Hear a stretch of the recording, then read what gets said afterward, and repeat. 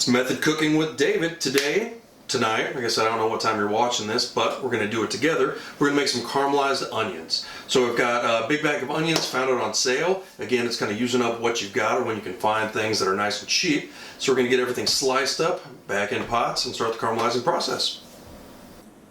With the caramelized onions, or at least the process I use, I'll take about 25 pounds of onions, cut them into a julienne, and then cook them low and slow for 16 to 18 hours.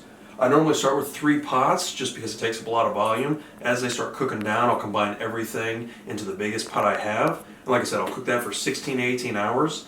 The 25 pounds will cook down to about 7 or 8 pounds of caramelized onions.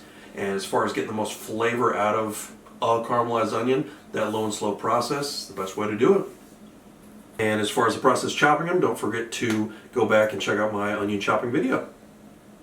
As we start the prep for the caramelized onions, I've got a heavy bottom pan. Right now it's just set on low. I might turn it up to kind of like a medium low temperature. But we've got the oil and the butter. There's no exact ratio. I just put in a little bit to get started. And then as I add onions and get it mixed up, I might add a little bit more of both.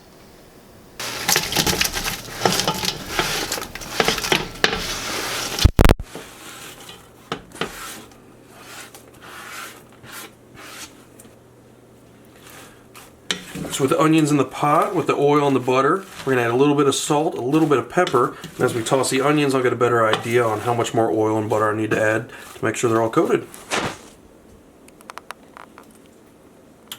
The onions have been cooking for about 2, maybe 3 hours now. They're not really starting to turn any darker color yet, but they're definitely getting softer. So at this point, I like to add a nice big spoonful of chopped garlic and 3 or 4 shakes of red pepper flakes. I'm not looking so much for the heat of the pepper flakes as the flavor, which sounds weird, but it's so subtle when I do my caramelized onions that it is just like a kind of an underlying flavor.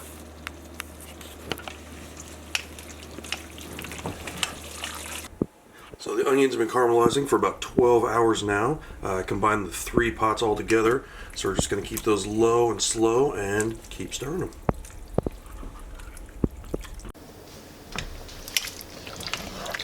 So the onions have been cooking now for about 18 hours. I took the 3 pots that we started with and got them all combined into the one I like the most.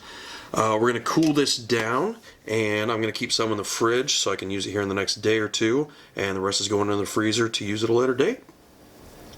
Now that the caramelized onions are done, I've got some ready to drop into the fridge and the rest are going to the freezer. When I put it in the freezer, I like to put it in a Ziploc bag, squish it nice and flat, put it on a cookie sheet tray so that no matter where or how you slide it in, it's going to make sure it freezes nice and flat. A benefit to it freezing flat, it's not going to take up a lot of space, and when you go to use it, you can almost fold it up and crack off little bricks of caramelized onions depending on how much you need.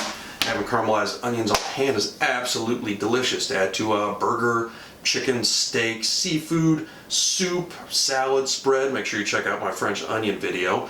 And just having them on hand because you don't always have 18 hours to cook some. So thank you again for watching Method Cooking. Like it, love it, share it, and make sure you subscribe.